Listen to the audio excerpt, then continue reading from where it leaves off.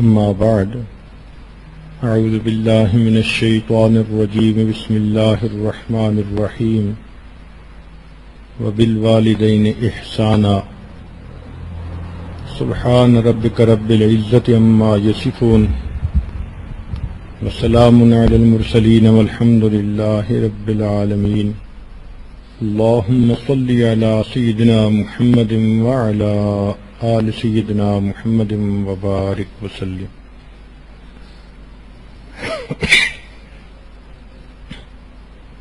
اللهم صل على سيدنا محمد وعلى آل سيدنا محمد وبارك وسلم اللهم صل على سيدنا محمد وعلى آل سيدنا محمد وبارك وسلم۔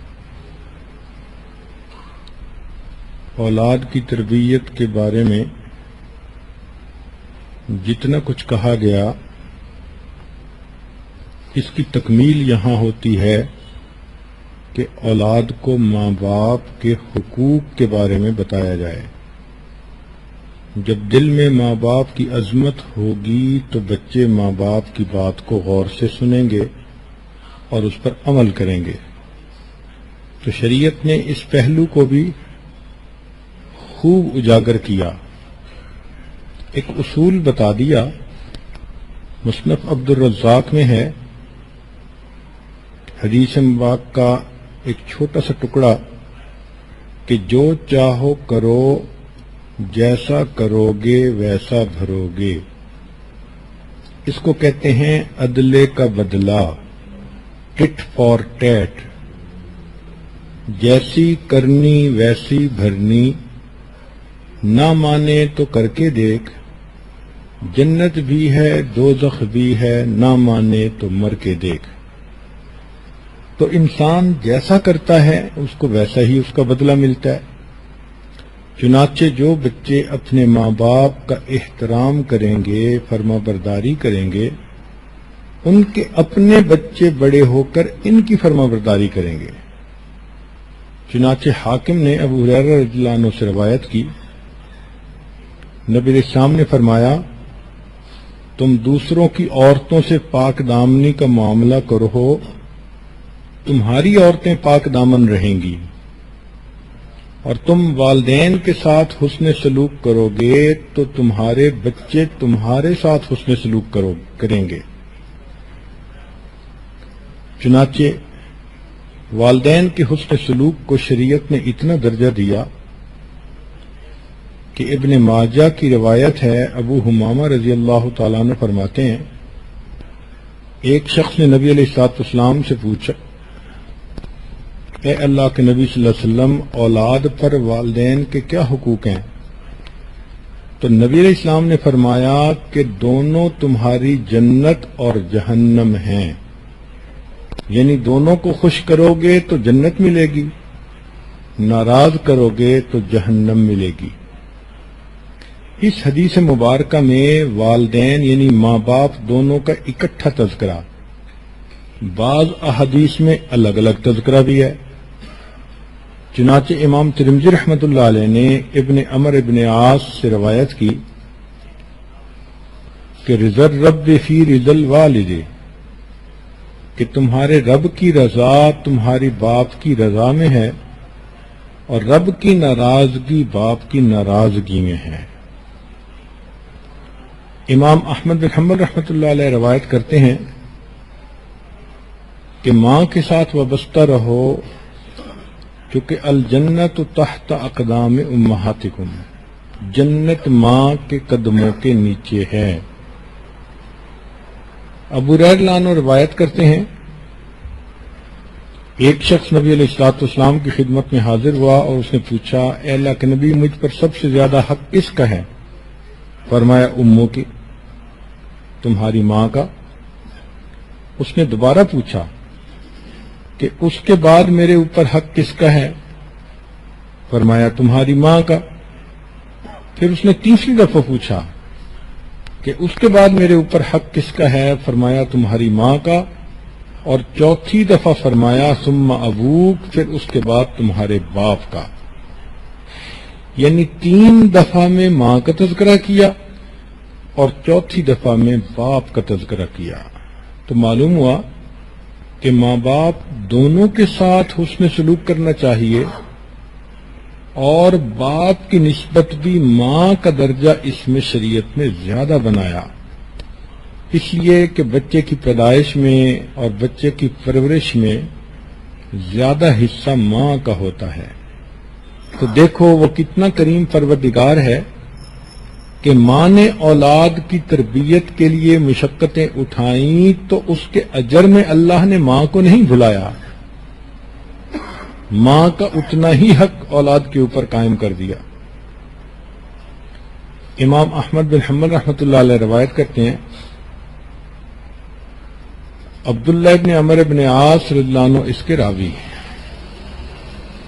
وہ فرماتے ہیں کہ ایک بوڑھا والد اپنے نوجوان بیٹے کے ساتھ آیا اور نبی علیہ الصلوۃ والسلام کی خدمت میں یہ عرض کیا کہ اے اللہ کے نبی صلی اللہ علیہ وسلم، جب یہ بچہ تھا میں جوان تھا، یہ فقیر تھا اس وقت میں غنی تھا، آج معاملہ الٹا ہو گیا، یہ جوان ہے میں کمزور ہوں، یہ غنی ہے مالدار ہے اور میں فقیر ہوں، یہ میرے اوپر خرچ نہیں کرتا۔ تو اللہ کے نبی صلی اللہ علیہ وسلم نے اس نوجوان کو مخاطب کر کے فرمایا، انت و مالک لابیک، کہ تم اور تمہارا مال تمہارے باپ کی ملک ہے۔ شریعت نے ماں باپ کو اتنا درجہ دیا۔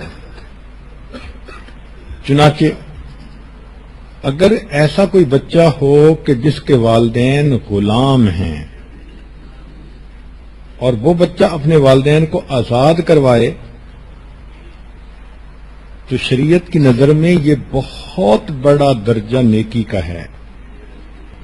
امام ترمذی رحمۃ اللہ علیہ فرماتے ہیں کہ لا یجزی ولد والدا الا ان یجدہ مملوکا فیشتریہ فیعتقہ، کہ کوئی بیٹا باپ کو بدلہ نہیں دے سکتا سوائے اس کے کہ باپ غلام ہو، بیٹا اس کو خریدے اور پھر آزاد کر دے۔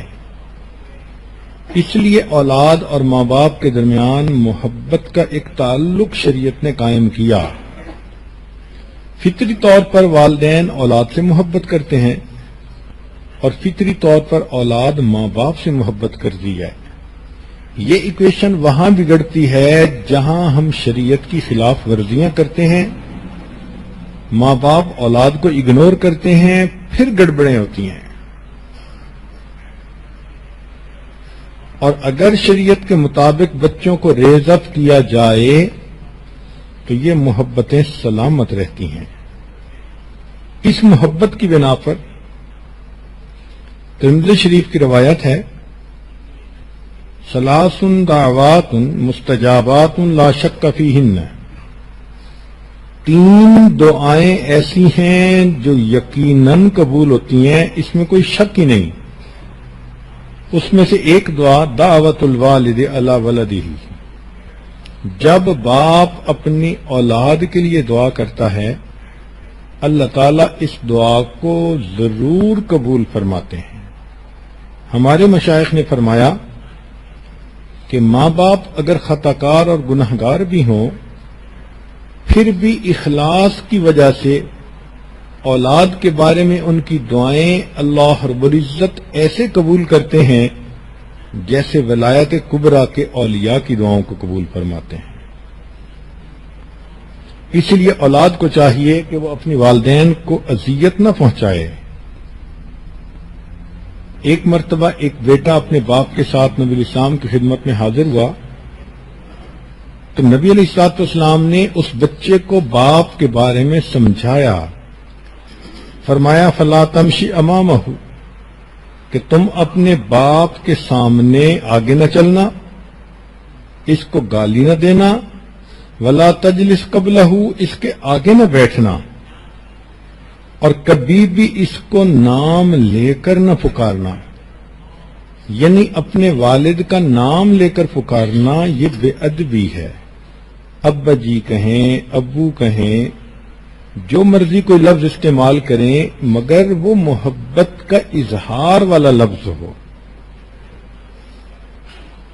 اور اگر انسان اپنے والدین کے دلوں کو دکھ دے تو شریعت نے کہا کہ ثلاثۃ لا ينظر اللہ الیہم یوم القیامہ، 3 بندے ایسے ہیں کہ اللہ قیامت کے دن ان کی طرف دیکھیں گے بھی نہیں. اب ذرا اس گناہ کی گریوٹی کا اندازہ لگا لیں کہ ایسا گناہ جس کی وجہ سے اللہ تعالی نگاہ اٹھا کر بھی نہیں دیکھیں گے بندے کو. 3 بندے وہ کون سے ہیں؟ العاق لوالدی، ماں باپ کا نافرمان، والمرأۃ المترجلہ، اور وہ عورت جو مردوں کی طرح بننا پسند کرے. کئی لڑکیاں ہوتی ہیں نا مردوں کی طرح جین کے لباس پہننے، بالوں کو کٹوانا، بے محابہ پھرنا، اور اس کو وہ سمجھتی ہیں کہ ہم بڑی ماڈ اسکاٹ بن گئی ہیں، اور یہ نہیں سمجھتی کہ ہم نے اگر ایسا کیا تو اللہ رب العزت قیامت کے دن ہماری شکل دیکھنا بھی گوارا نہیں کریں گے. والدیوس، اور تیسرا فرمایا کہ جو بغیرت انسان ہوتا ہے. ماں باپ کے ساتھ اگر انسان برا سلوک کرے تو یہ وہ گناہ ہے کہ جس کا بدلہ دنیا میں ہی انسان کو مل جاتا ہے. امام حاکم رحمۃ اللہ علیہ نے روایت کی، فرمایا کل الذنوب یؤخرہ اللہ الی یوم القیامت الا عقوق الوالدین، کہ ہر گناہ کی سزا کو اللہ نے قیامت تک مؤخر فرما دیا سوائے ماں باپ کی نافرمانی کے. فإن اللہ یجعلہ لصاحبہ فی الحیاۃ الدنیا قبل الممات، کہ یہ ایسا گناہ ہے کہ اللہ تعالی دنیا میں موت سے پہلے بندے کو اس کی سزا دے دیتے ہیں. اللہ اکبر کبیرہ.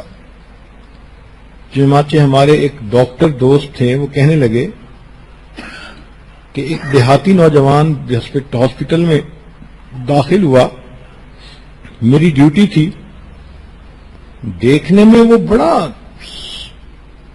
صحت مند اور ہیلدی نظر آتا تھا، لیکن اس کو کوئی ایسی بیماری تھی کہ جس کی وجہ سے اس کا گلا گھٹتا تھا اور اس کو سانس لینا مشکل، تکلیف ہوتی تھی. تو جب اس پر وہ بیماری کا اٹیک ہوتا تو وہ بچوں کی طرح رونے لگتا، چیخنے لگتا. اس کی تکلیف دیکھ کر مجھے بھی بہت صدمہ ہوا، میری آنکھوں میں آنسو آ گئے. تو اس نوجوان کا والد قریب تھا، کہنے لگا ڈاکٹر صاحب اپنا کیا اس کے سامنے آ رہا ہے. تو میں نے اس کے والد سے پوچھا کہ کیا ہوا؟ کہنے لگا اس نے پسند کی شادی کی اور بیوی اس کو ماں باپ سے لے کے دور چلی گئی، اور جب کبھی ہم کہتے تھے یا ماں کہتی تھی کہ بیٹا آیا کرو، مل جایا کرو، تو یہ غصے میں ماں کو کہتا تھا کہ خبردار کوئی بات کی میں تمہارا گلا دبا دوں گا. جو الفاظ یہ ماں کو بولتا تھا اللہ نے موت سے پہلے اس کو اپنی آنکھوں سے خود دکھا دی. ہاں، ایک ایسی صورت ہے جس میں ماں باپ اپنے حقوق کو خود ہی ضائع کر بیٹھتے ہیں. وہ یہ ہے کہ اگر اپنی اولاد کو شریعت کے خلاف کوئی بات کہیں تو شریعت نے کہا لا طاعت لمخلوق فی معصیت الخالق، اللہ کی نافرمانی میں مخلوق کی کوئی اطاعت نہیں. لہذا اگر ماں باپ فسق و فجور کی زندگی گزار رہے ہیں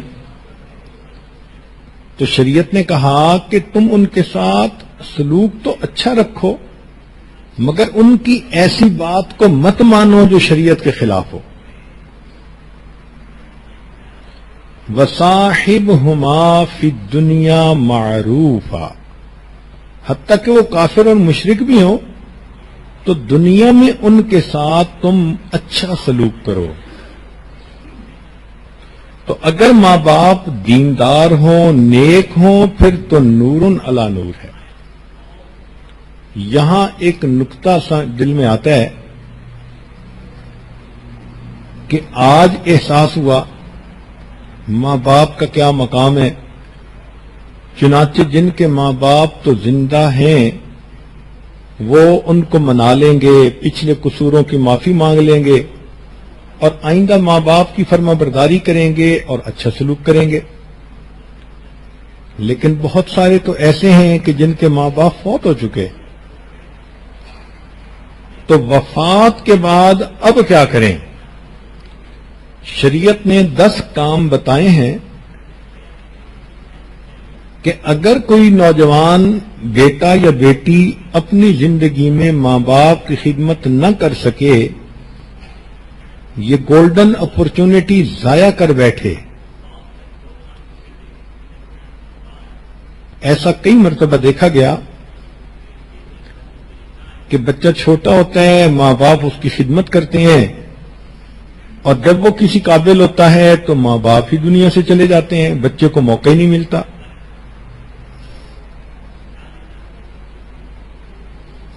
عمر بھر تیری محبت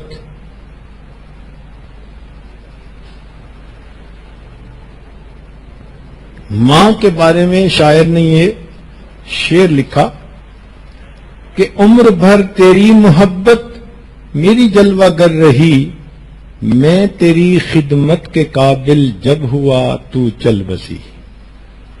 کہ اے ماں، ساری عمر تو تیری محبت ہی میری زندگی کے اندر میری ہدایت کے لیے کام کرتی رہی، اور جب میں تیری خدمت کے قابل ہوا تو تو ہی اللہ کو پیاری ہو گئی۔ تو شریعت کا حسن و جمال دیکھیں کہ شریعت نے اس کی کمپنسیشن کا بھی طریقہ بتا دیا۔ کیا خوبصورت دین اللہ نے ہمیں عطا کیا ہے۔ چنانچہ وفات ہو چکی ہو تو پہلا کام والدین کی وصیتوں کو پورا کرنا۔ حدیث پاک میں ہے، ایک صحابی نبی الاسلام کی خدمت میں حاضر ہوئے، اے اللہ کے پیارے حبیب صلی اللہ علیہ وسلم، میرے والد نے مجھے کہا تھا کہ تم میری طرف سے غلام آزاد کرنا۔ اب میرے پاس غلام تو نہیں، ایک باندی ہے اور بہت ہی ان پڑھ اور جاہل ہے۔ تو نبی علیہ السلام نے فرمایا اس باندی کو لاؤ۔ چنانچہ اس باندی کو لایا گیا، ان پڑھ تھی۔ نبی علیہ السلام نے اس سے پوچھا کہ بتاؤ اللہ کہاں ہے؟ اس باندی نے آسمان کی طرف انگلی کر دی۔ نبی علیہ السلام نے فرمایا بتاؤ میں کون ہوں؟ اس نے کہا اللہ کے رسول۔ نبی علیہ السلام نے مسکرا کر فرمایا کہ یہ تمہاری باندی مسلمان ہے، اس کو آزاد کرو گے تو تمہارے والد کی وصیت پوری ہو جائے گی۔ دوسرا حق والدین کا یہ ہوتا ہے کہ اولاد والدین کے مرنے کے بعد ان کا قرض ادا کرے۔ اگر اولاد ادا کرے گی تو اللہ کے ہاں بہت اجر پائے گی۔ تیسرا، والدین کے لیے استغفار کرنا، دعا کرنا۔ دعا بلندی درجات کی کرنا اور استغفار ان کی غلطیوں کوتاہیوں کی معافی کے لیے کرنا۔ چنانچہ امام احمد بن حنبل رحمۃ اللہ علیہ نے یہ حدیث نقل فرمائی ہے کہ نبی علیہ السلام نے ارشاد فرمایا ان اللہ عز وجل یرفع الدرجۃ للعبد الصالح فی الجنۃ، کہ اللہ تعالی نیک بیٹے کی وجہ سے نہیں، ایک نیک بندے کے جنت میں درجے کو بلند کرتا ہے۔ تو فیقول یا رب، وہ بندہ اللہ سے پوچھتا ہے انا لی ھذہ، یہ آپ نے میرے درجات کو بلند کیوں کر دیا، میری ترقی کیسے ہو گئی؟ فیقول، اللہ فرمائیں گے بے استغفار ولدک لک، کہ تیرے بیٹے نے تیرے لیے استغفار کیا، اس کے بدلے ہم نے جنت میں آپ کے درجات کو بلند فرما دیا۔ چوتھا نقطہ کہ والدین کے جو دوست زندہ ہیں یا قریبی رشتہ دار زندہ ہیں جن سے کہ والدین محبت کا تعلق رکھتے تھے، اب ان کے ساتھ محبت کا تعلق رکھنا. مثلا والدہ فوت ہو گئی تو خالہ کو ماں کا درجہ دینا، باپ کے دوستوں کو دوست سمجھنا اور ان کے ساتھ اچھا سلوک کرنا، یہ بھی ان والدین کے حقوق کی کمپنسیشن کہلاتی ہے. پانچواں نقطہ والدین کی طرف سے صدقہ و خیرات کرنا. صدقہ و خیرات کا یہ مطلب نہیں ہوتا کہ ہر بندے نے لاکھوں خرچ کرنے ہوتے ہیں، نہیں. حدیث پاک میں تو یہاں تک کہا گیا کہ ایک بندہ اگر اللہ کے راستے میں بوسیدہ سی کھجور بھی دیتا ہے اللہ اس پر بھی اس کو اجر دیتے ہیں، پرانی کھجور. تو اپنے بچوں کو یہ تعلیم دینی چاہیے، وہ جمعہ کے دن معمولی پیسے سے ہی مگر مسجد میں دیں اور والدین کی نیت سے دیں کہ اس کا اجر ان کو پہنچے.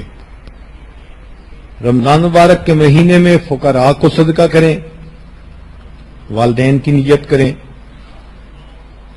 تو وقتاً فوقتاً صدقہ و خیرات کرتے رہیں، مقدار کو مت دیکھیں. اخلاص کے ساتھ اگر آپ دیں گی تو اللہ تعالیٰ آپ کے صدقے کو اس طرح پالیں گے جس طرح لوگ اپنے جانوروں کو پالتے ہیں. چھٹا نقطہ، اگر اللہ تعالیٰ بندے کو استطاعت دیں، والدین فوت ہو چکے تو ان کی طرف سے حج اور عمرے کی کثرت کرنا. نبی علیہ السلام نے فرمایا ایک صحابی کو کہ تم اپنے باپ کی طرف سے حج کرو واعتمر اور ان کی طرف سے عمرے کرو. ساتواں نقطہ کہ مرحوم والدین کی خوشی کے لیے اعمال صالحہ میں جلدی کرنا. یہ عجیب بات ہے کہ انسان نیک کام تو کرتا ہی ہے، لیکن چونکہ نیک کام کا ثواب ماں باپ کو ملتا ہے تو ماں باپ کو عالم برزخ میں انتظار رہتی ہے کہ ہمارے بچوں کی طرف سے ہمیں تحفہ کب ملے گا، لہذا نیکی میں جلدی کرنی چاہیے. حضرت شیخ الحدیث رحمۃ اللہ علیہ نے ایک عجیب واقعہ لکھا ہے کہ ایک اللہ والے قبرستان کے قریب سے گزرے تو انہوں نے ان قبرستان کے موتا کے لیے کچھ پڑھ کر ایصال ثواب کر دیا. خواب میں دیکھا کہ ایک فرشتہ ایک بوری کے اندر وہ ثواب لے کر آیا اور آواز لگائی اور سارے مردے اٹھ بیٹھے اور سب اس کی طرف گئے کہ ہمیں اس میں سے جو حصہ ہے ہمارا دے دو. تو سب کو اس میں سے حصہ مل رہا تھا. ایک مردے کو دیکھا وہ آرام سے پیچھے بیٹھا ہے. تو انہوں نے خواب میں پوچھا کہ بھائی آپ اپنا حصہ لینے کے لیے کوشش نہیں کر رہے؟ اس نے کہا مجھے جو میرا حصہ ہے وہ مل جائے گا اور میں اطمینان سے اس لیے بیٹھا ہوں کہ میرا ایک بیٹا ہے جو قرآن پاک کا حافظ ہے، وہ قرآن مجید پڑھتا رہتا ہے اور اس کا اتنا مجھے بدلہ ملتا رہتا ہے کہ اب میں اطمینان سے بیٹھا ہوں، تسلی سے. خواب ختم ہو گیا. کچھ عرصے بعد دوبارہ قبرستان کے قریب سے گزرے، پھر ایصال ثواب کیا. ہاں، خواب میں انہوں نے اپنے اس کے والد سے پوچھا کہ تمہارا بیٹا کہاں ہے؟ اس نے نام بھی بتایا اور یہ بھی بتایا کہ وہ فلاں جگہ پر دکانداری کرتا ہے. چنانچہ خواب سے بیدار ہوئے تو انہوں نے جا کر دیکھا وہ نوجوان دکان پہ بیٹھا ہوا تھا. گاہک آتے تھے تو ان کو وہ سودا دیتا تھا. اور جب گاہک چلے جاتے تھے تو فارغ وقت میں وہ اللہ کے قرآن کی تلاوت کرتا تھا، اس کے ہونٹ ہلتے نظر آتے تھے۔ تو یہ پہچان گئے کہ میرا خواب سچا تھا۔ کچھ عرصے کے بعد دوبارہ قبرستان کے قریب سے گزر ہوا، پھر ایصال ثواب کیا۔ اب کی مرتبہ خواب میں دیکھا کہ فرشتہ اجر لایا، تو جس طرح باقی مردے جو تھے اٹھ کر اس ثواب کو لینے کے لیے دوڑے، یہ بندہ بھی اس مرتبہ ثواب لینے کے لیے دوڑنے لگا۔ انہوں نے اس سے پوچھا بھئی اب کیوں دوڑ رہے ہو؟ اس مردے نے کہا کہ میرا وہ بیٹا فوت ہو گیا، اب اس کا اجر آنا بند ہو گیا۔ جو عام مومنین دعا کرتے ہیں میں بھی اسی اجر کو دیکھ کے خوش رہتا ہوں۔ تو والدین کے لیے نیک کام جلدی کرنا یہ والدین کی خوشی کا، روح کی خوشی کا سبب بنتا ہے۔ 8واں حق کہ ماں باپ نے اگر کوئی قسم اٹھائی ہوئی ہو تو ان کی قسموں کو پورا کر دینا۔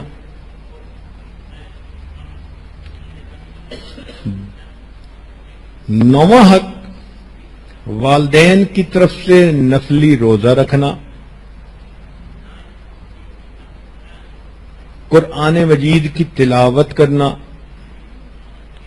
اور 10واں حق کہ مردوں کے لیے والدین کی قبور کی زیارت کرنا، چونکہ عورتوں کو نبی علیہ الصلوۃ والسلام نے قبرستان میں جانے سے روک دیا، اور یہ نبی علیہ الصلوۃ والسلام کا امت پر احسان ہے، ورنہ عورت جتنی نرم دل ہوتی ہے، اگر شریعت اس کو بھی حکم دیتی کہ تم جاؤ اور جوان بیٹے کو دفن کر کے آؤ، تو مجھے تو لگتا ہے کہ اس عورت کو پہلے ہی وہیں دفن ہونا پڑ جاتا، یہ خود بھی ساتھ دفن ہو جاتی۔ یہ تو اللہ نے مردوں کو دل دیے ہیں، کتنے محبت کے رشتے ہوتے ہیں، اپنے ہاتھوں سے نہلاتے ہیں، کفناتے ہیں، اور کندھوں پہ اٹھا کے قبرستان میں دفن کر کے آ جاتے ہیں۔ تو اللہ رب العزت نے ماں کو اس تکلیف سے بچایا، اس لیے فرمایا کہ عورت قبرستان میں نہ جائے۔ تاہم مردوں کو چاہیے کہ وہ وقتاً فوقتاً جائیں اور اپنے والدین کی قبور پر قرآن مجید کی تلاوت کر کے جتنا بھی اللہ چاہیں ان کو ایصال ثواب کریں۔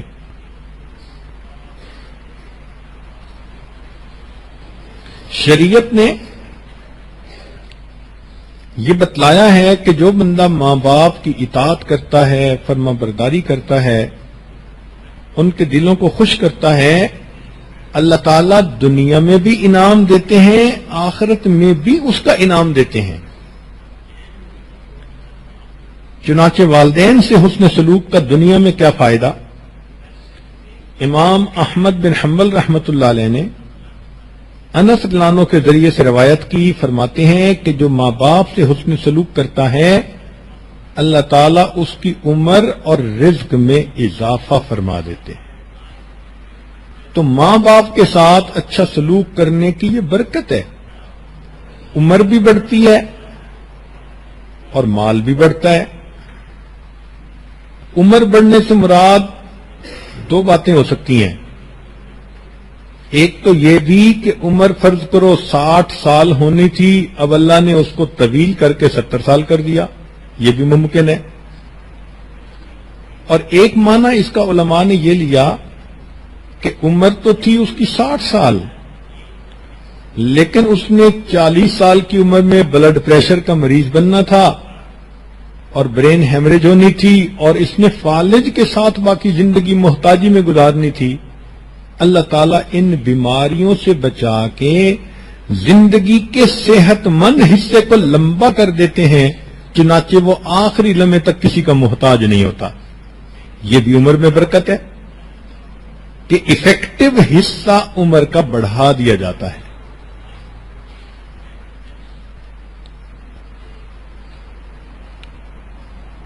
اور ایک فائدہ یہ کہ ماں باپ کا دل خوش کرنے سے انسان کے دنیا کے گناہوں کا کفارہ ہو جاتا ہے۔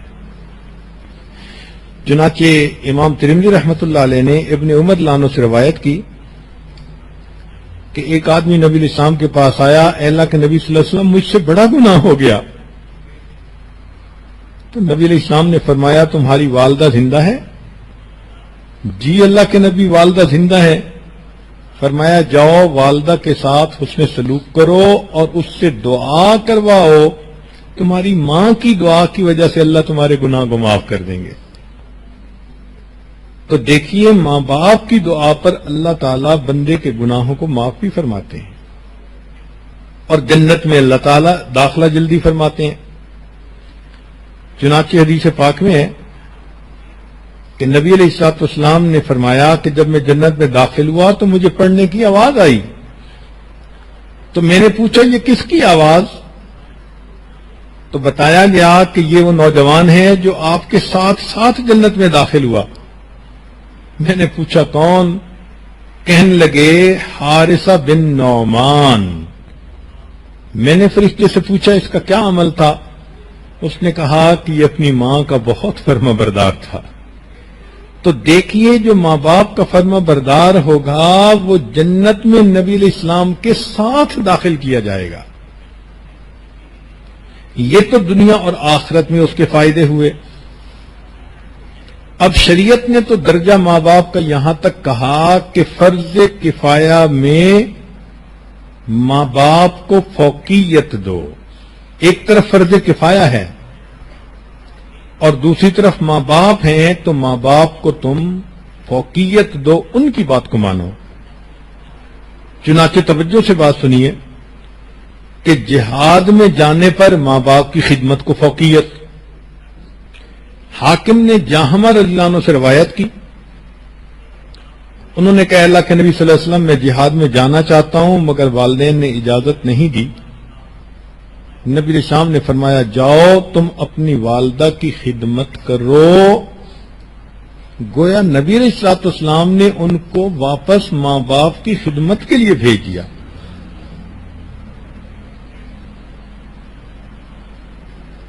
دوستوں اور بیوی سے بھی زیادہ ماں باپ کی بات کو فوقیت۔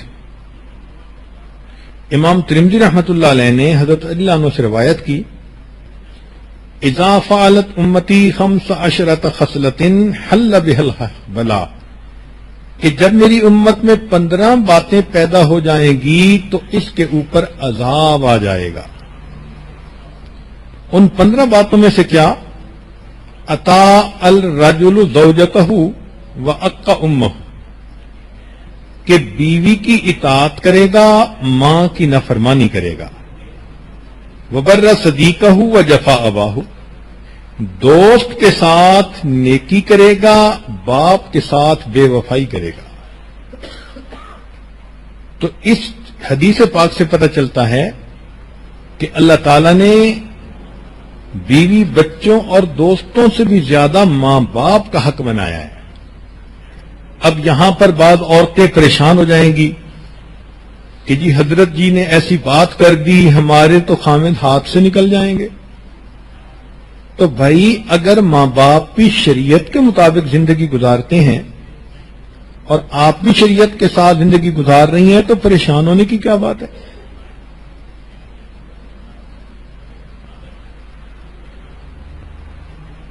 وہ عورتیں جو سمجھتی ہیں کہ ہم بیوی ہیں، ہماری وجہ سے ہمارا خامد ماں باپ کو چھوڑ دے، وہ بے وقوف ترین عورتیں ہوتی ہیں۔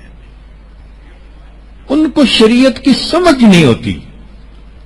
اس بے وقوف عورت کو یہ سمجھنا چاہیے کہ آج جوانی میں اپنے خامد کے بارے میں یہ سوچ رہی ہے، کل جب اس کے بچے ہوں گے اور یہ ان کو ریز اپ کرنے کے لیے اتنی مصیبتیں اٹھائے گی، پھر بوڑھی ہو جائے گی اور اس کے بچے اس کو چھوڑ کے جائیں گے، پھر اس کے دل پہ کیا گزرے گی۔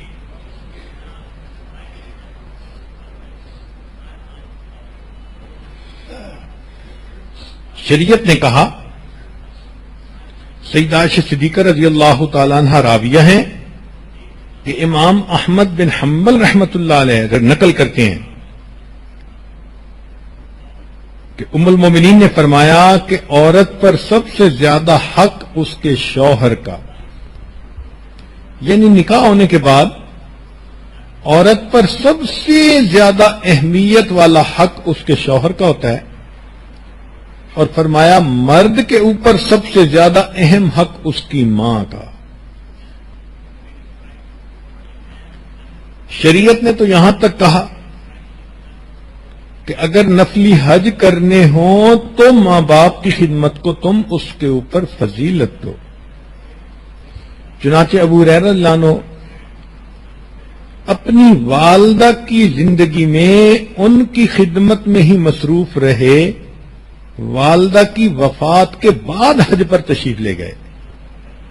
ہاں اگر والدہ خود بھی جانا چاہے اور بندے کو حج پہ بھی ماں کی خدمت کا موقع ملے تو نور علی نور ہے۔ ماں باپ کے حق کو اللہ نے اولاد کے حق پر بھی فضیلت عطا فرمائی ہے۔ چنانچہ عبداللہ ابن عمر رضی اللہ عنہ نے روایت کی کہ 3 آدمی بنی اسرائیل کے سفر پر نکلے، ایک غار کے اندر پھنس گئے، چٹان منہ پہ آ گئی، تو انہوں نے اپنے اپنے عمل اللہ کے سامنے پیش کیے۔ ان میں سے ایک نے یہ عمل پیش کیا کہ میں بکریاں چراتا تھا، شام کو جب بکریاں گھر آتی تو میں ان کا دودھ نکالتا تو پہلے ماں باپ کو پیش کرتا تھا، بعد میں بچوں کو پلاتا تھا۔ اس کا یہ عمل اللہ کو ایسے پسند آیا کہ اس چٹان نے اس غار کے منہ کو کھول دیا۔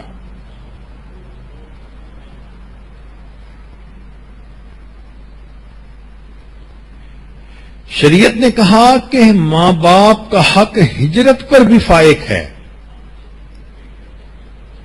چنانچہ مستدرک حاکم میں عبداللہ ابن عمر ابن عاص رضی اللہ عنہ سے یہ روایت ہے کہ ایک نوجوان آیا، اے اللہ کے نبی صلی اللہ علیہ وسلم میں ہجرت کی نیت سے آ گیا ہوں اور والدین کو پیچھے چھوڑتا آیا ہوں۔ نبی علیہ السلام نے فرمایا کہ واپس جاؤ، جیسے والدین کو روتا چھوڑ آئے تھے ایسے ہی جا کے ان کو خوش کرو، تمہارے لیے یہ افضل ہے۔ حتیٰ کہ نفلی عبادات پر بھی ماں باپ کا حق افضل ہے۔ حدیث مبارکہ میں ہے کہ جرید ایک راہب نیک بندہ تھا بنی اسرائیل کا، عبادت میں لگا ہوا تھا۔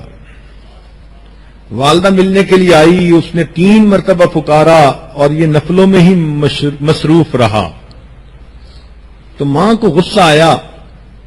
اس نے کہا کہ اللہ تجھے موت سے پہلے کسی فتنے میں ڈال دے۔ لو ماں کی بد دعا ایسی لگی کہ قریب میں کوئی عورت تھی، اس نے کسی چرواہے کے ساتھ بدکاری کی اور جس کے نتیجے میں اس کے ہاں بچہ پیدا ہوا، تو لوگوں نے اس عورت کو لان تان کی کہ تو نے کیا منہ کالا کیا، تو اس عورت نے اس جرید کا نام لے دیا کہ میرے ساتھ تو فلاں راہب نے بدکاری کی۔ لوگوں کو پتہ چلا تو وہ آئے، انہوں نے جرید کو بھی بہت مارا پیٹا اور انسلٹ کی، اور اس کے سوما کو جو عبادت کا کمرہ تھا اس کو بھی گرا دیا۔ جرید نے ان سے پوچھا کہ بھئی تم یہ سارا کام کس لیے کر رہے ہو، میں نے کیا خطا کی؟ انہوں نے کہا تو نے فلاں عورت کے ساتھ بدکاری کی، اس کے ہاں بچہ ہوا۔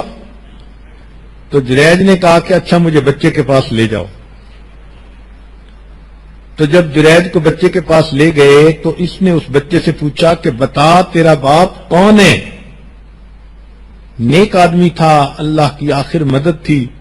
وہ بچہ بول پڑا، کہنے لگا کہ میرا باپ تو فلاں بکریوں کا چرواہا ہے۔ تو علماء نے لکھا کہ اگرچہ اتنا مقام تھا کہ اللہ نے اس کی خاطر بچے کو بلا دیا، لیکن اس نے ماں کا دل دکھایا تو فتنے میں وہ بھی پڑ گیا۔ نبی علیہ الصلوۃ والسلام نے یہ واقعہ سنا کے فرمایا، لو کان جریج عالمن، اگر جریج عالم ہوتا لعلم ان اجابتہ امہ اولی من عبادت ربہ، اس کو پتہ چل جاتا کہ اپنی ماں کی بات کو ماننا نفلی عبادتوں پر فضیلت رکھا کرتی ہے۔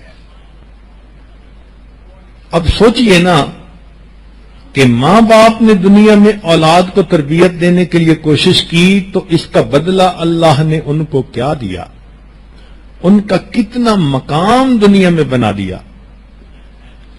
یہاں تک بات کو ذرا دل کے کانوں سے سنیے گا، ڈر کے بات کر رہا ہوں کہ شریعت نے ماں باپ کی خدمت کو زیارت رسول صلی اللہ علیہ وسلم پر بھی فوقیت دے دی۔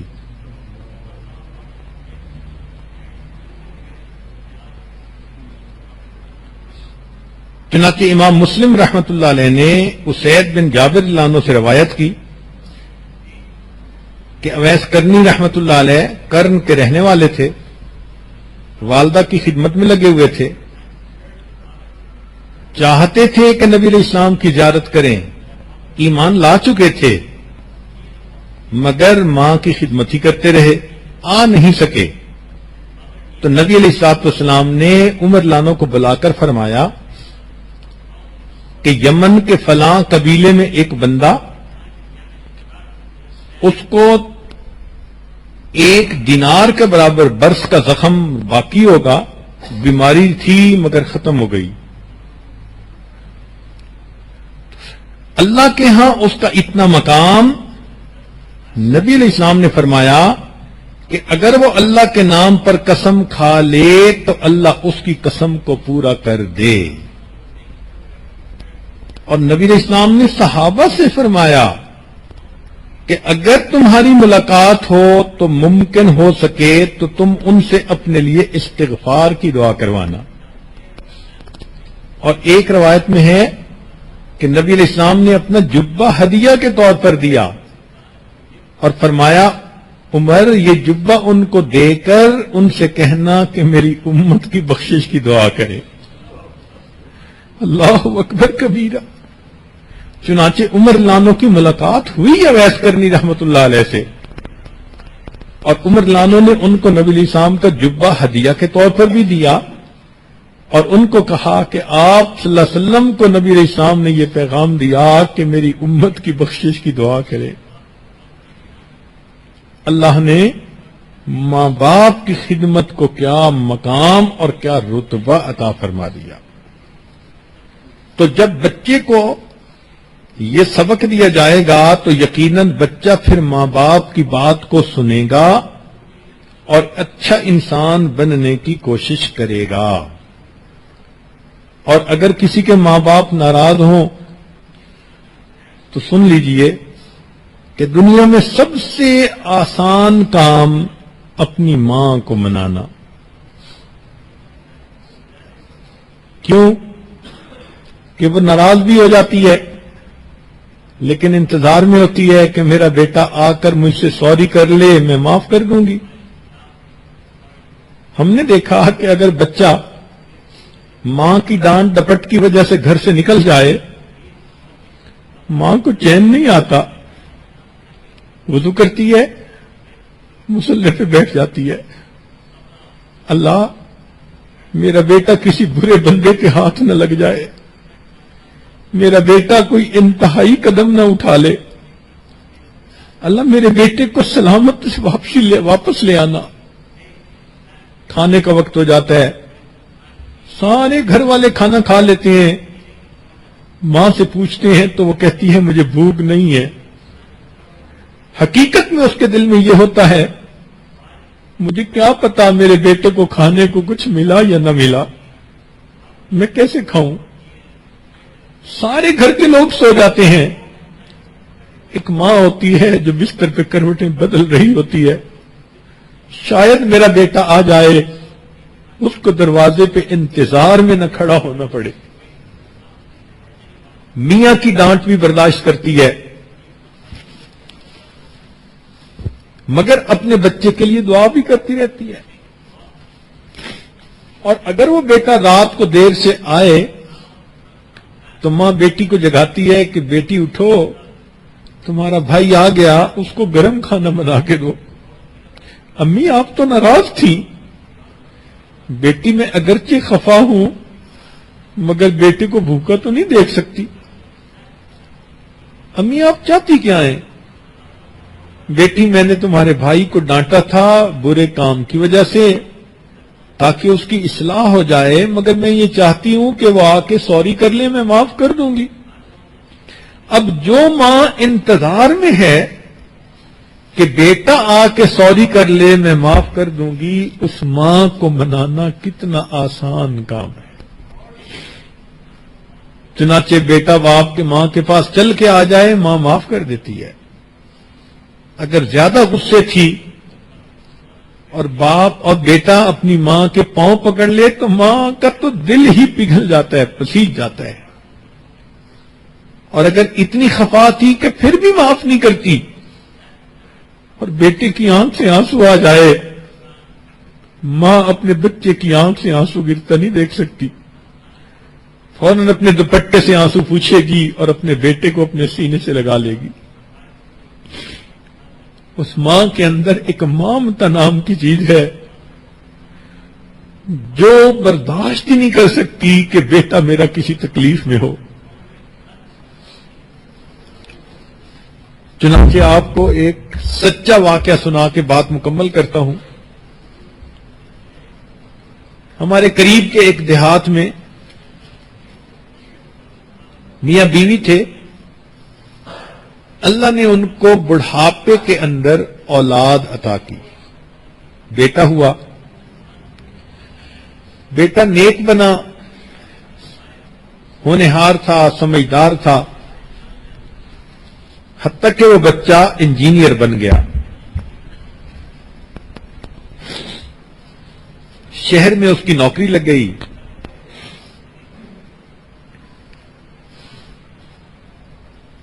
وہ آتا اور ماں باپ کو کبھی ملتا اور پھر واپس اپنی ڈیوٹی کے لیے چلا جاتا. ویکینڈ پہ والدین کے ساتھ رہتا. اللہ نے اس کو کاریں بھی دیں، بہاریں بھی دیں، کوٹھی بھی دی. تو اس نوجوان نے شادی کا پروگرام بنایا. ماں باپ نے کہا کہ بیٹا جہاں تم کہو گے ہم تمہاری شادی وہیں کریں گے، زندگی تو آپ نے گزارنی ہے. شہر کا ایک بڑا شریف گھرانہ تھا. ان کے ہاں ایک بیٹی تھی، جوان العمر تھی، شکل اچھی تھی، عقل اچھی تھی، تعلیم یافتہ تھی. تو اس نوجوان نے نشاندہی کی. ماں باپ نے رشتہ بھیجا. انہوں نے بھی دیکھا کہ بہت اچھا رشتہ ہے بچی کے لیے، تو شادی ہو گئی. اب وہ بچی شادی کے بعد دیہات میں آئی. چند دن تو رہی. چند دن کے بعد وہ کہنے لگی جی مجھ سے تو دیہات میں نہیں رہا جاتا. ماں باپ نے کہا کہ بیٹا بیوی کو لے کے شہر والے مکان میں چلے جاؤ، مگر ہفتے بعد ہمیں آ کے مل جانا، شکل ضرور دکھا جانا. ہم دیہات میں خوش ہیں، ہم اپنی زندگی یہاں گزار لیں گے. لو جی بچے نے شہر میں رہنا شروع کیا، ماں باپ دیہات میں. 1-2 سال تو معاملہ اچھا چلتا رہا. 1-2 سال کے بعد یہ لڑکا کبھی ماں باپ کو ملنے جاتا. ایسٹیمیٹڈ ٹائم ہوتا کہ 2 گھنٹے کے بعد آؤں گا، تو کبھی 2 کی جگہ 3 اور 4 گھنٹے لگ جاتے. تو اس کی بیوی برا مناتی. ہاں تم تو جاتے ہو تو بس جا کے بیٹھ ہی جاتے ہو، پچھلے تو تمہاری نظر میں مر ہی جاتے ہیں، تمہیں تو ان کے سوا کوئی نظر ہی نہیں آتا. جو گانے گاتی ہیں بیویاں اپنے خامنوں کے سامنے، اس لڑکی نے بھی وہی گانے گانے شروع کر دیے. یہ شریف انسان تھا، سمجھاتا، مگر بیوی وقت کے ساتھ ساتھ زیادہ اعتراض کرتی گئی. حتیٰ کہ ایسا وقت آیا کہ جب یہ ماں باپ کو ملنے جاتا تو بیوی خواہ مخواہ کا جھگڑا کھڑا کر دیتی. اب یہ پریشان کہ میں کروں تو کیا کروں. نیک شریف آدمی پریشان ہوتا ہے، ایک طرف سے ماں باپ کی پریشانی، ایک طرف سے بیوی پریشان کر رہی ہوتی ہے، اور پھر بچوں کی ماں بھی بن چکی ہوتی ہے. اسی دوران اس نوجوان کو سعودی عرب سے نوکری کی ایک اپرچونٹی ملی، تو اس نے اپنے ماں باپ سے اجازت مانگی. انہوں نے کہا بیٹے اس پاک دیش میں اللہ نے تمہارا رزق لکھا ہے، ہماری تو دعائیں ہیں، جاؤ اللہ کے گھر میں جاؤ اور اللہ کے گھر کی خدمت کرو. مگر بیٹے کبھی کبھی موقع ملے تو ہمیں بھی ملتے رہنا، آتے رہنا. یہ بچہ اپنے بیوی بچوں سمیت مکہ مکرمہ شفٹ ہو گیا. وہاں کی زندگی بہت ہی آسانی اور سہولت پسند تھی. یہ 13 سال وہاں رہا اور نیک تھا تو ہر سال حج بھی کرتا تھا. ایک دن حج کے تیسرے دن یہ مطاف میں کھڑا دعا مانگ رہا تھا، رو رہا تھا. کسی اللہ والے نے دیکھا تو اس نے پوچھا بھی نوجوان کیوں روتے ہو؟ اس نے کہا کہ میں نے 13 حج کیے، ہر سال طواف افاضہ کرنے کے بعد یا طواف وداع کرنے کے بعد میں خواب دیکھتا ہوں کہ کہنے والا کہتا ہے تیرا حج قبول نہیں ہوا. اب حج کیا تو اب پھر یہی خواب دیکھا. اللہ والے ڈائگنوزز کے ماسٹر ہوتے ہیں، وہ چلتے پھرتے ڈائگنوسٹک سینٹر ہوتے ہیں. انہوں نے 2 باتوں میں بات پہچان لی کہ مسئلہ کیا. یہ نوجوان 13 سال سے عرب میں تھا تو شروع میں تو ماں باپ کو خرچہ بھی بھیجتا تھا، سلام کلام پیام بھی ہوتا رہتا تھا. اس زمانے میں فون نہیں ہوتے تھے، یہ اس زمانے کی بات ہے. عام ٹیلی فون نہیں ہوتے تھے، سیل فون تو تھے ہی نہیں، دیہاتوں میں بھی فون نہیں ہوتے تھے. تو حج عمرے پہ آنے جانے والے لوگوں کے ذریعے پیغام بھیج دیتا تھا، لیکن کچھ سالوں سے رابطہ ہی نہ رہا تھا اس کا ماں باپ سے. تو انہوں نے توجہ دلائی کہ میاں جاؤ اور ماں باپ کو راضی کر کے پھر واپس آؤ. چنانچہ یہ نوجوان اپنے گھر آیا، بیوی کو کہا کہ میں نے چھٹی لے لی ہے اور میں اپنے ملک چکر لگا رہا ہوں ماں باپ کے پاس. بیوی نے آئیں بائیں شائیں کرنے کی کوشش کی تو اب اس نوجوان نے اس کو شیر کی آنکھ سے دیکھا تو پھر وہ دبک کے بلی کی طرح بیٹھ گئی. نوجوان نے تیاری کی، وطن واپس آیا. جب یہ بستی میں داخل ہو رہا تھا تو اس وقت اس کو یہ احساس ہوا کہ پچھلے 2-3 سالوں سے میرا کوئی رابطہ نہیں، مجھے تو یہ بھی پتہ نہیں میرے ماں باپ کس حال میں ہیں، تو میں پتہ تو کر لوں. چنانچہ ایک 8-9 سال کا لڑکا تھا، اس سے اس نے پوچھا کہ فلاں بابا جی کا کیا حال ہے. لڑکے نے آگے سے جواب دیا کہ وہ بابا جی تو فوت ہو گئے، 6 مہینے ہو گئے، اور ان کی بیوی جو بڑھیا ہے وہ بھی فالج میں ہے، اور سنا ہے ہم نے کہ ان کا ایک بیٹا ہے سعودی عرب کہیں گیا ہوا، پتہ نہیں وہ کیسا نالائق بیٹا ہے جو ماں باپ کا خیال ہی نہیں کرتا. اس چھوٹے بچے کو کیا پتا کہ وہ اسی لڑکے سے بات کر رہا ہے. بات کر کے لڑکا تو چلا گیا، لیکن اس کے دل کے تار چھیڑ گیا. اب اس کو ندامت ہوئی کہ اوہو میں نے واقعی بہت بڑی خطا کی. اب سوچ رہا ہے کہ ابو تو فوت ہو گئے، میں امی کے پاس جاؤں گا تو امی تو مجھے دیکھنا گوارا نہیں کریں گی، امی تو مجھے گھر سے نکال دیں گی، بات تک میرے ساتھ نہیں کریں گی. تو کوئی بات نہیں، میں امی کو پاؤں پکڑ کے منا لوں گا، میں لپٹ جاؤں گا. اب یہ پلاننگ کرتا پھر رہا ہے. گھر پہنچا، دروازہ کھلا تھا، اندر چلا گیا. کیا دیکھتا ہے کہ صحن میں چارپائی بچھی ہوئی ہے اور اس کی والدہ لیٹی ہوئی ہے.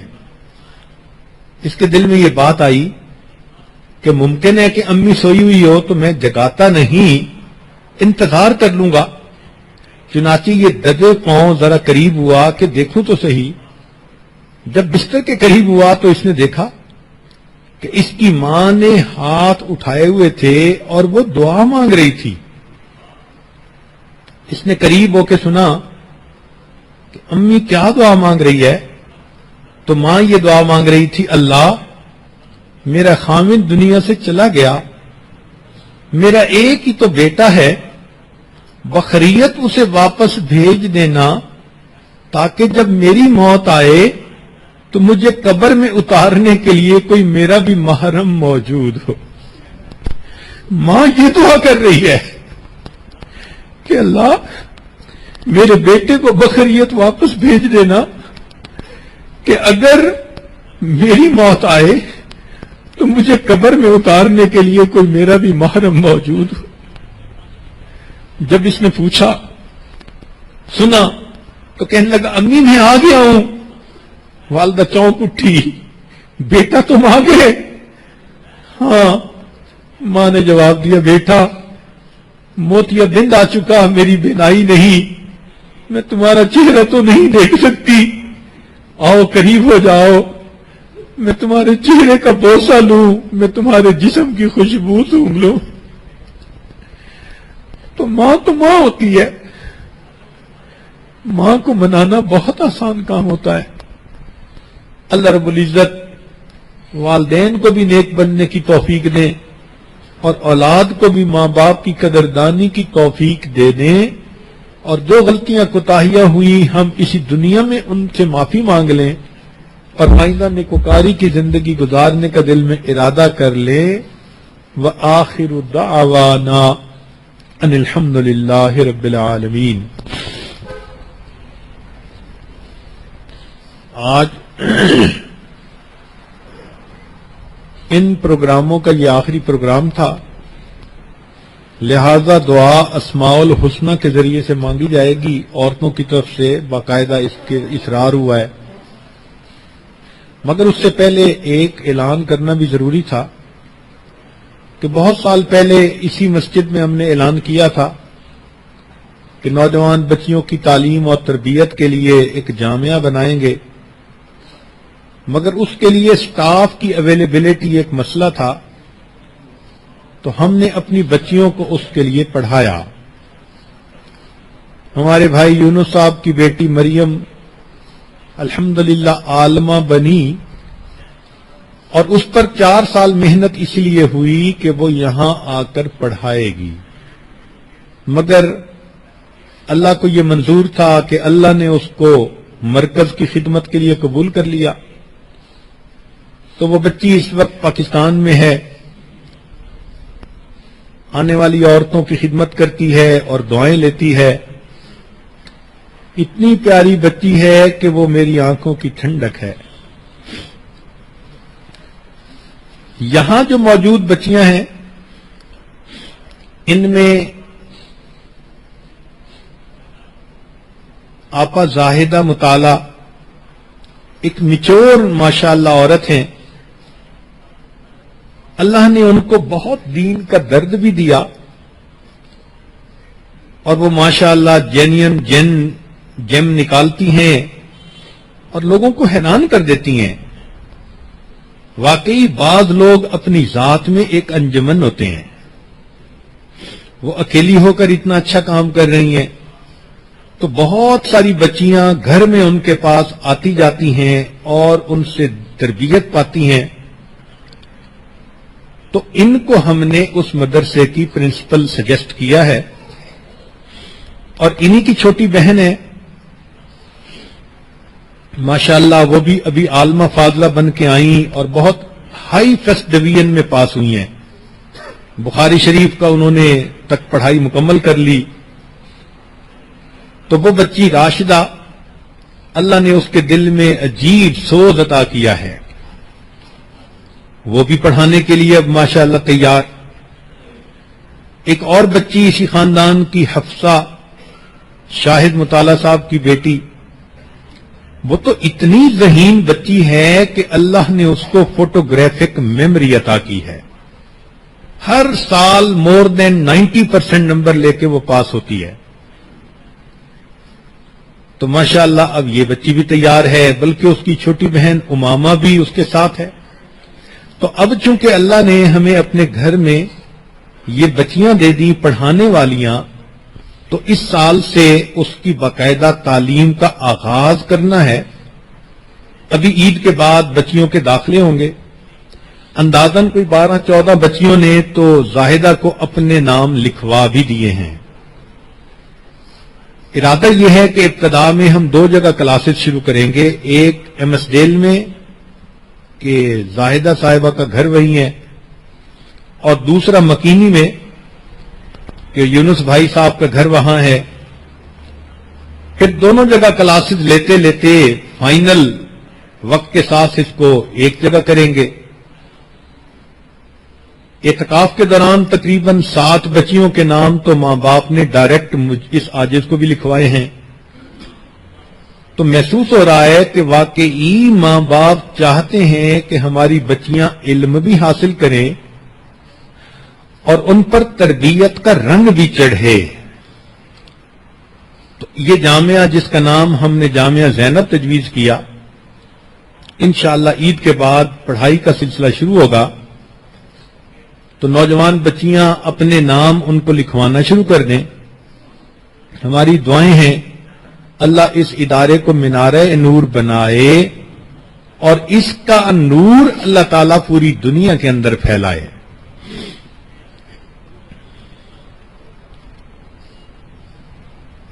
مراقبہ کر لیجئے دعا سے پہلے تھوڑی دیر کے لیے.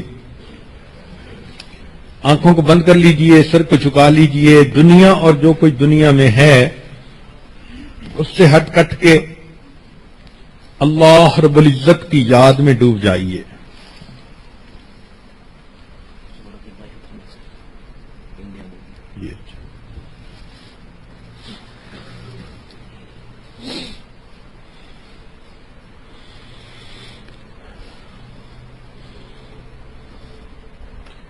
انسان جب اپنے اندر جھانکتا ہے اسے اپنی اصل تصویر نظر آتی ہے. اپنے من کے دریچے کو کھولیے، اپنی اصل تصویر کو دیکھیے.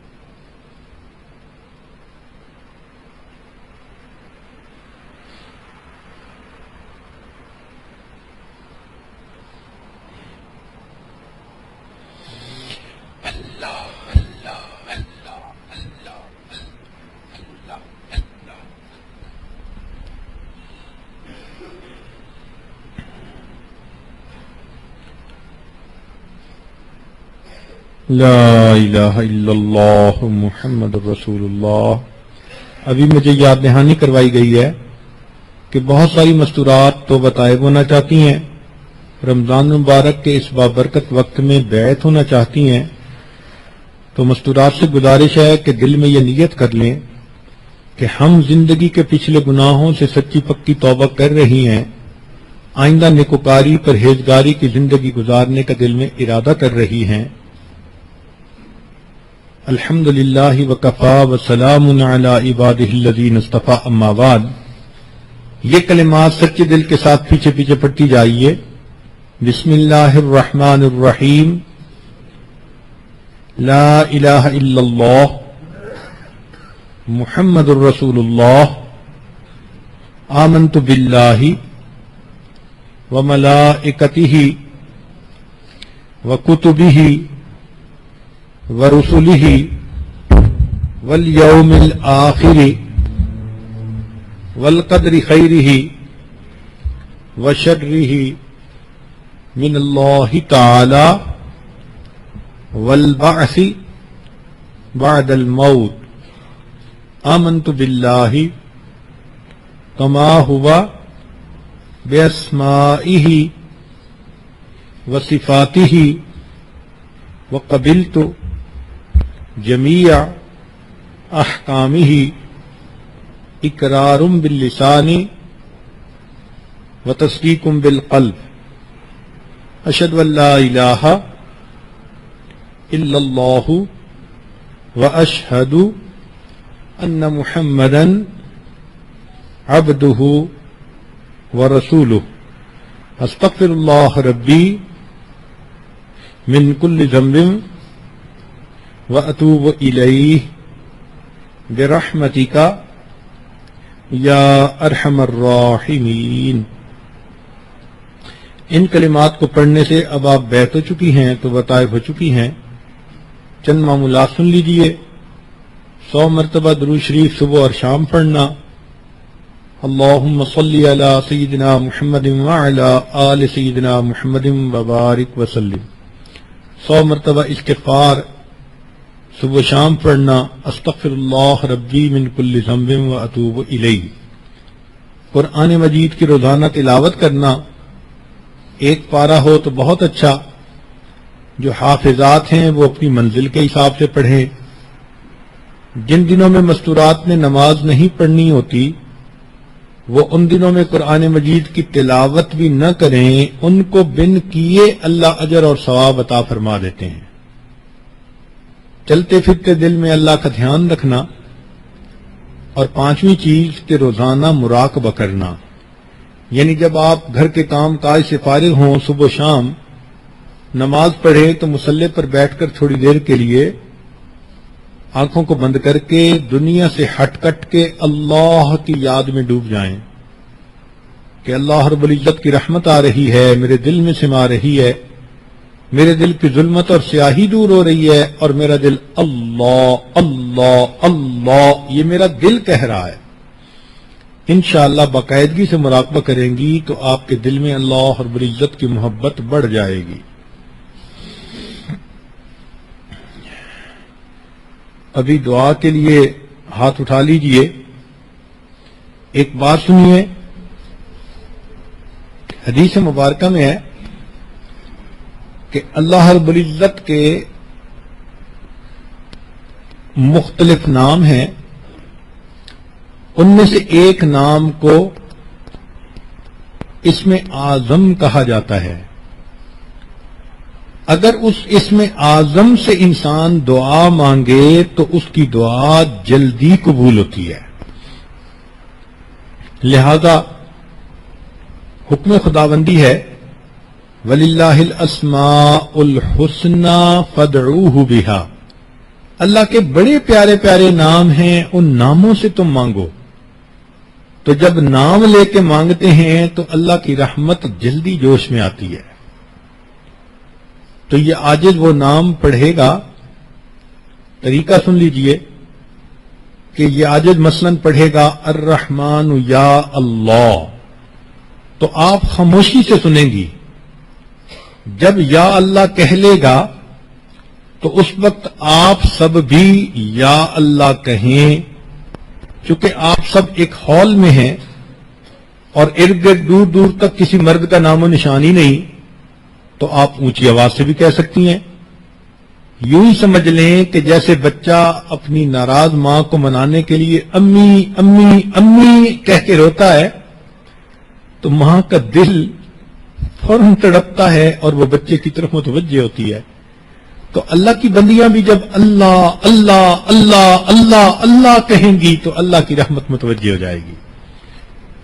تو یہ سارے نام اسی طرح پڑھے جائیں گے کہ یاجد پڑھے گا الرحیم یا اللہ، تو اس کو تو آپ نے سننا ہے، پھر اس کے بعد ایک آواز سے آپ نے یا اللہ کہنا ہے۔ یوں سمجھ لیں کہ جیسے بچہ ماں کو پکارتا ہے، میں اپنے رب کو پکار رہی ہوں۔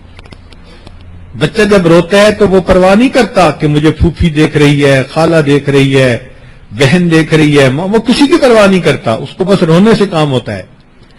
آپ بھی جب اللہ اللہ کہیں تو ارد گرد کو مت دیکھیں کہ آپ کے قریب کون بیٹھی ہوئی ہے. بس آج دل میں یہ نیت ہو کہ میں نے اپنے رب کو آج منا کے اٹھنا ہے. رمضان مبارک کے آخری لمحات ہیں, نہیں جانتے ہمارا نام بخشش کیے ہوئے میں شامل ہوا ہے یا نہیں ہوا. تو اس محفل میں اٹھنے سے پہلے ہم اپنا نام شامل کروا لیں اور اپنے اللہ سے اپنی زندگی کے اچھے فیصلے کروائیں. اب سب دعا مانگ لیجئے. سبحان ربی العلی الوہاب اللہم صلی علی سیدنا محمد وعلی آل سیدنا محمد وبارک وسلم. ربنا ظلمنا انفسنا وان لم تغفر لنا وترحمنا لنكونن من الخاسرین. الرحمن یا اللہ, الرحیم یا اللہ, الملک یا اللہ, القدوس یا اللہ, السلام یا اللہ, المؤمن یا اللہ, المہیمن یا اللہ, العزیز یا اللہ, الجبار یا اللہ, المتکبر یا اللہ, الخالق یا اللہ, البارئ یا اللہ, المصور یا اللہ, الغفار یا اللہ, القہار یا اللہ, الوہاب یا اللہ, الرزاق یا اللہ, الفتاح یا اللہ, العلیم یا اللہ, القابض یا اللہ, الباسط یا اللہ, الخافض یا اللہ, الرافع یا اللہ, المعز یا اللہ, المذل یا اللہ, السمیع یا اللہ, البصیر یا اللہ, الحکم یا اللہ, العدل یا اللہ, اللطیف یا اللہ, الخبیر یا اللہ, الحلیم یا اللہ, العظیم یا اللہ, الغفور یا اللہ, الشکور یا اللہ, العلی یا اللہ, الکبیر یا اللہ, الحفیظ یا اللہ, المقیت یا اللہ, الحسیب یا اللہ, الجلیل یا اللہ, الکریم یا اللہ, الرقیب یا اللہ, المجیب یا اللہ, الواسع یا اللہ, الحکیم یا اللہ, الودود یا اللہ, المجید یا اللہ, الباعث یا اللہ, الشہید یا اللہ, الحق یا اللہ, الوکیل یا اللہ, القوی یا اللہ, المتین یا اللہ, الولی یا اللہ, الحمید یا اللہ, المحصی یا اللہ, المبدئ یا اللہ, المعید یا اللہ, المحیی یا اللہ, الممیت یا اللہ, الحی یا اللہ, القیوم یا اللہ, الواحد یا اللہ, الماجد یا اللہ, الاحد یا اللہ, الصمد یا اللہ, القادر یا اللہ, المقتدر یا اللہ, المقدم یا اللہ, المؤخر یا اللہ, الاول یا اللہ, الآخر یا اللہ, الظاہر یا اللہ, الباطن یا اللہ, الوالی یا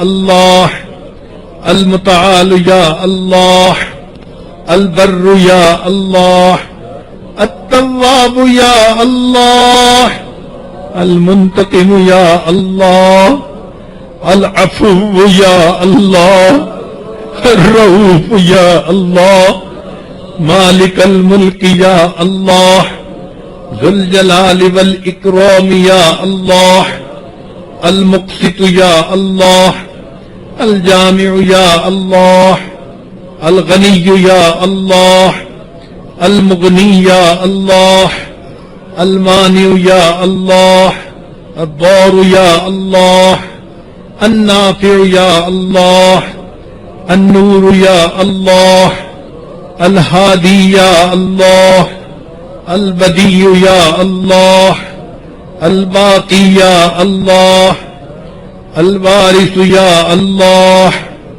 الرشید یا اللہ، الصبور یا اللہ، یا اللہ، یا اللہ، یا اللہ، یا اللہ، یا اللہ، یا اللہ، یا اللہ، یا اللہ، یا اللہ۔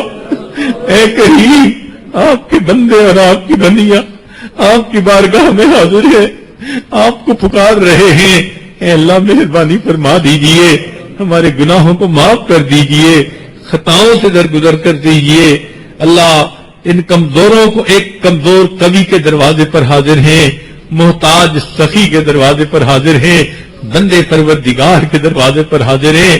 اے اللہ رحمت کی نظر فرما دیجئے۔ اے کریم آقا ہمیں گناہوں سے پاک فرما دیجئے، ہمارے علم میں برکت پیدا فرما، عمل میں برکت پیدا فرما، رزق میں برکت پیدا فرما، صحت میں برکت پیدا فرما، دین میں برکت پیدا فرما، کاموں میں برکت پیدا فرما، قدم قدم اپنی برکتیں شامل حال فرما۔ اللہ ہمیں نماز کی حضوری نصیب فرما، سجدے کا سرور نصیب فرما۔ اے اللہ قرآن مجید پڑھنے کا لطف نصیب فرما، رات کے آخری پہر کے مناجات کی لذت نصیب فرما، ایمان حقیقی کی حلاوت نصیب فرما۔ اے کریم اس سے پہلے کہ لوگ ہمیں کلمہ پڑھائیں، ہمیں اپنے اختیار سے کلمہ پڑھنے کی توفیق عطا فرما۔ اس سے پہلے کہ ظاہر کی آنکھیں بند ہو جائیں، من کی آنکھیں کھلنے کی توفیق عطا فرما۔ اس سے پہلے کہ لوگ ہمیں غسل دیں، ہمیں غسل توبہ کرنے کی توفیق عطا فرما۔ اس سے پہلے کہ لوگ کفن پہنائیں، تقوی کی پوشاک پہننے کی توفیق عطا فرما۔ اس سے پہلے کہ ہماری نماز جنازہ پڑھی جائے، اللہ ہمیں نماز کی حضوری نصیب فرما۔ اس سے پہلے کہ قیامت کے دن آپ کے سامنے پیشی ہو، اللہ ہمیں اپنی بارگاہ میں قبولیت نصیب فرما۔ زندگی کے آخری حصے کو زندگی کا بہترین حصہ بنا، قیامت کے دن کو زندگی کا سب سے زیادہ خوشیوں بھرا دن بنا۔ اے اللہ جہالت کے کاموں سے محفوظ فرما، اے اللہ اپنے قرب کے بعد دوری سے محفوظ فرما، عزت ملنے کے بعد ذلت سے محفوظ فرما۔ میرے مولا ہدایت ملنے کے بعد گمراہی سے محفوظ فرما۔ اے کریم بے اولادوں کو نیک اولاد عطا فرما، جو صاحب اولاد ان کی اولادوں کو نیکوکار بنا، فرما بردار بنا، ماں باپ کی آنکھوں کی ٹھنڈک بنا۔ جن گھروں میں جوان بچے بچیاں موجود ہیں، بچوں کے مستقبل کو روشن فرما، ماں باپ کے لیے فرض ادا کرنے آسان فرما۔ جو اولاد نرینہ کی طلبگار ہیں، اللہ ان کو اولاد نرینہ عطا فرما، اولاد کے غموں سے محفوظ فرما، اولاد کے دکھوں سے محفوظ فرما، اولاد کی پریشانیوں سے محفوظ فرما۔ اللہ بچہ پریشان ہوتا ہے، ماں باپ کی طرف دوڑتا ہے، بندہ پریشان ہوتا ہے، پروردگار کی طرف لوٹتا ہے۔ اے بے کسوں کے دستگیر، اے ٹوٹے دلوں کو تسلی دینے والے، اے خالی جھولیوں کو بھر دینے والے، اللہ ہم نے بھی تو دامن پھیلائے ہیں، ہماری جھولیوں کو بھی بھرپور فرما۔ اے کریم آقا ماں بچے کو نجاست میں لچڑا دیکھتی ہے تو وہ بچے کو پھینک نہیں دیتی، چھوڑ نہیں دیتی، سمجھتی ہے یہ تو نادان ہے، بیٹا تو میرا ہی ہے، وہ بچے کو دھو لیتی ہے، سینے سے لگا لیتی ہے۔ اللہ ہم بھی گناہوں کی نجاست میں لچڑے ہوئے ہیں، مگر بندے تو آپ ہی کے ہیں۔ اللہ ہمیں اپنی نگاہوں سے گرا نہ دیجئے، نفس اور شیطان کے حوالے نہ کر دیجئے۔ اللہ ہمیں اپنے در سے دھتکار نہ دیجئے۔ ایک رحمت کی نظر ڈال کے ہمیں دھو لیجئے اور ہمیں اپنی رحمت کی چادر میں جگہ عطا فرما دیجئے۔ اللہ رمضان کا مبارک مہینہ ختم ہونے کو ہے، اے اللہ آپ کے حبیب صلی اللہ علیہ وسلم نے بد دعا پر آمین کہی، برباد ہو جائے وہ شخص جس نے رمضان کا مہینہ پایا اور اپنی بخشش نہیں کروائی۔ اللہ ہم نہیں جانتے ہمارا نام بخشش کیے ہوئے میں شامل ہوا ہے یا نہیں، مگر آپ اگر رحمت کی نظر فرما دیں تو ابھی شامل ہو جائے گا۔ اللہ بخشش فرما دیجئے، مغفرت فرما دیجئے، اے اللہ بخش دیجئے، رحمت کر دیجئے۔ اے اللہ آپ کے بندے اور بندیاں آپ کے سامنے دامن پھیلائے بیٹھے ہیں، اے کریم زندگی میں کبھی بھی بے سہارا نہ فرما، کبھی بھی بے آسرا نہ فرما، کبھی بھی اپنے در سے دور نہ فرما، کبھی بھی نفس اور شیطان کے حوالے نہ فرما۔ آپ ہی نے تو فرمایا ہے وَأَمَّا السَّائِلَ فَلَا تَنْهَرْ، سوالی کو جھڑکی نہ دو۔ اے اللہ ہم کمزوروں کو حکم ہے ہم سوالی کو جھڑکی نہ دے، اے اللہ ہم بھی تو آپ کے در کے سوالی ہیں، آپ ہمیں جھڑکیے نہ دیجئے، اللہ ہمیں اپنے در سے خالی نہ اٹھا دیجئے، اللہ رحمت فرما دیجئے۔ اے اللہ جو مانگ رہے ہیں عطا کر دیجئے، امیدوں کو پورا کر دیجئے، امیدوں سے بڑھ کر عطا فرما دیجئے۔ اے اللہ یہ اعتکاف والے اپنے گھروں سے بیوی بچوں ماں باپ سے دور یہاں آ کر آپ کے در کی چوکھٹ پکڑ کر بیٹھے ہیں، امید لگائے ہوئے ہیں، اے اللہ ان کے اٹھے ہاتھوں کی لاج رکھ لیجئے۔ میرے مولا گھروں کو چھوڑ کر آئے ہیں، مسافر کی دعا قبول ہوتی ہے اگرچہ وہ نیک ہو یا بد ہو۔ میرے مولا مسافر بھی ہیں، متکف بھی ہیں، روزے دار بھی ہیں، رحم کر دیجئے، اللہ رحم کر دیجئے، اللہ رحم کر دیجئے، اللہ رحم کر دیجئے، اے کریم رحم فرما دیجئے۔ اللہ آج کی محفل میں بخشش فرما دیجئے، اللہ دل کی نیک مرادوں کو پورا کر دیجئے، نفس مطمئنہ عطا فرما دیجئے، نفس اور شیطان کے مکر و فریب سے بچا لیجئے، اللہ ہمارا تزکیہ فرما دیجئے، تصفیہ فرما دیجئے، اللہ مہربانی کا معاملہ فرمائیے۔ آپ ہی نے تو ارشاد فرمایا انما الصدقات للفقراء، میرے صدقات فقیروں کے لیے ہوتے ہیں۔ اے اللہ ہم سب فقیر ہیں، اپنی کریمی کا صدقہ عطا کیجئے، اپنی رحیمی کا صدقہ عطا کیجئے، اپنی ستاری کا صدقہ عطا کیجئے۔ میرے مولا رحمت کا معاملہ فرمائیے۔ دنیا دار لوگ چل کے آنے والوں کا لحاظ کر لیتے ہیں، اللہ آپ تو بڑے قریب ہیں، اے اللہ لحاظ فرما لیجئے، نفسانی شیطانی شہوانی محبتوں سے ہمیں بچا لیجئے، 100% گناہوں سے بچنے کی توفیق عطا فرما دیجئے۔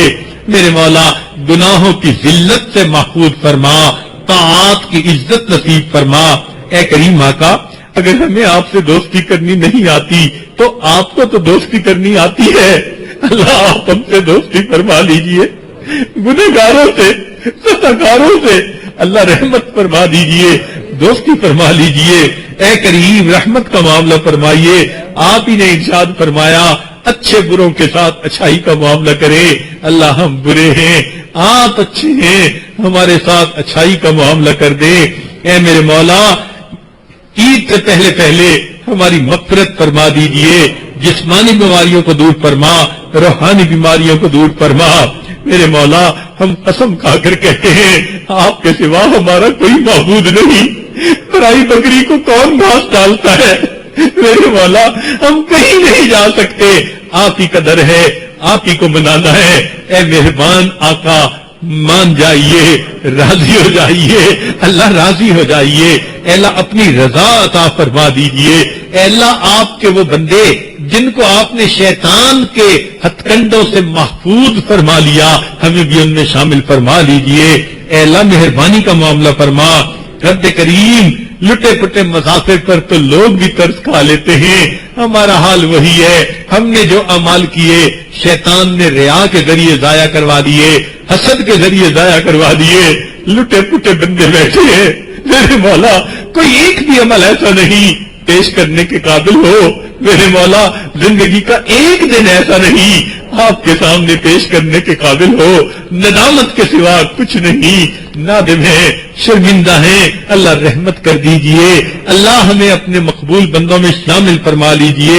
اے کریم رحمت کا معاملہ فرمائیے، ہمارے تینوں حرم کی حفاظت فرما۔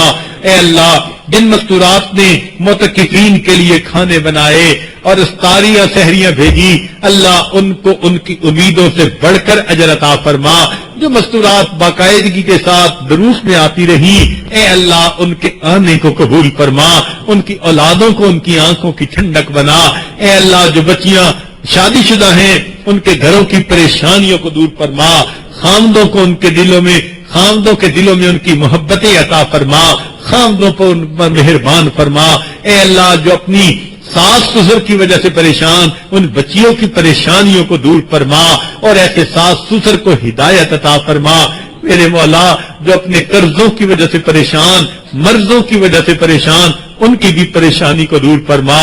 اور میرے مولا ہم اپنے نفس کی طرف سے پریشان، اے اللہ ہمارے نفس کی اصلاح فرما اور اس نفس کو نفس مطمئنہ بنا، علم کے نور سے سینوں کو منور فرما۔ بقیہ زندگی کے جو دن ہیں اپنی یاد میں گزارنے کی توفیق عطا فرما۔ اے اللہ اعتکاف میں جتنے بھی لوگ آئے، اے اللہ آپ سب کے اس عمل کو قبول فرما۔ اے اللہ جتنی بھی مستورات آواز سن رہی ہیں، دور یا قریب ہیں، اللہ سب کی نیک مرادوں کو پورا فرما۔